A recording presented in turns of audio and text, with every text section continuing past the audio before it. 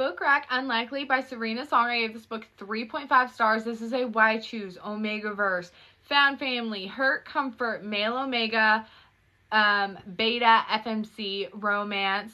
This book starts out with Rosie, who has thought she was a latent Omega an Omega all her life, and then like a late bloomer later on. Well, after a very traumatizing night on her 16th birthday, she is then informed in the hospital that she is actually a beta. Now, her family is devastated by this news, which causes even more trauma because her mother thinks there's something wrong with her and she needs to fix her. She's disappointed that she's not an Omega. Well, 12 years later, she is back in town. She's living with her grandmother and taking care of her. And these new neighbors move in next door. She doesn't see them up close, only from afar. She thinks like, oh, they're kind of hot and they've got a nice voice, but doesn't really think much of it.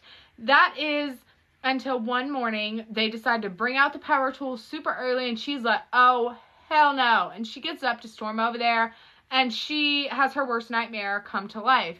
There's not one but two alphas in that yard that she recognizes. The first one is Dane, the alpha god football star that she never really interacted with because she was a loner who was bullied relentlessly in high school.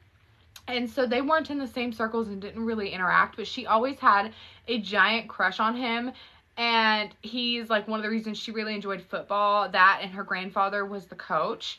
Now, the other one is Nash, who she is also like, oh my gosh, because that night that she was traumatized on her 16th birthday, he was there, and before everything went down, they actually started having like a connection, and she's never really been able to let him go in her mind, so she's like, oh my gosh. But turns out they already have an Omega, a male Omega. And little does everybody know that this male Omega actually has a connection with her that you just do not see coming. Well, you do see it coming, okay? Because, I mean, before it even blatantly threw it in your face, you kind of knew the minute it was brought up. But anyway, so these guys and her, they sent each other, and it's like, oh crap, they're scent matches. And the minute that they smell each other, it's like, oh my gosh, she's horrified. And they are determined to show like they belong together, but she does not think she could ever belong in a pack like that. She's like, we are way too freaking different. There is no way I would ever fit in, and they're determined to change that. I loved this book.